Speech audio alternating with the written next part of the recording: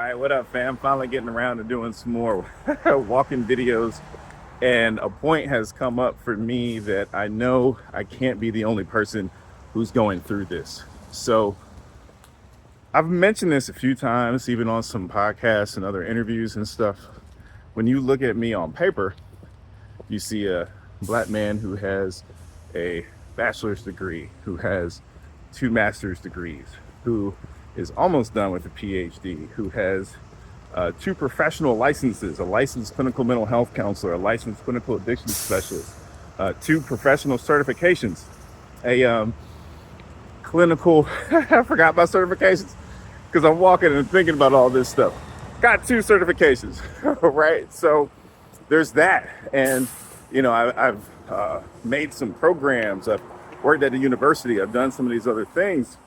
And so sometimes people see all these degrees and they think about it like degree stacking. Or if you're a early Kanye West fan, like College Dropout, that classic first album he had, when there was the skits about how the degrees will keep you warm, right? It looks like that. That is definitely what it looks like. It's like, man, why is this brother out here just getting all of this education, all of these licenses, all of this stuff? You don't really need all that. And it can make other people feel like I'm an overachiever or I'm trying to overcompensate for something. And I am trying to overcompensate for something. What I'm trying to overcompensate for is the fact that I am a black neurodivergent man who gets pushed to the margins. I am a black neurodivergent man who has been fired, who has been laid off multiple times, who has walked out of jobs angry in my previous careers that I've had because of racism, because of ableism, because of an inability on my part to be able to manage my own emotions sometimes because I have to deal with all that stuff, right? And so what happens is you get pushed out of these roles and you have to end up creating something for yourself. What I always try to remind people of is when you see all these accolades on paper, I graduated from undergrad with a 2.26 GPA, y'all, in December 2005. My opportunities were limited. And I was in my career during the Great Recession and there was a lot going on. So all of these little accolades, these credentials, it's not me acquiescing to credentialism. It is me trying to leverage the resources that I can gain access to carve out a slice of life that I get to control, that I get to manage my neurodivergence and my blackness in a way that is humane and has some dignity and gives me some energy, right? So that's what it really is.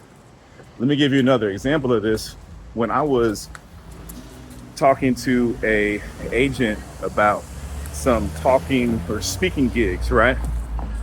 This happened twice.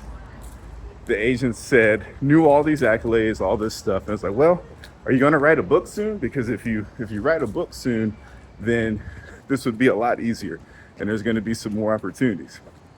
So think about that, right? I didn't say that.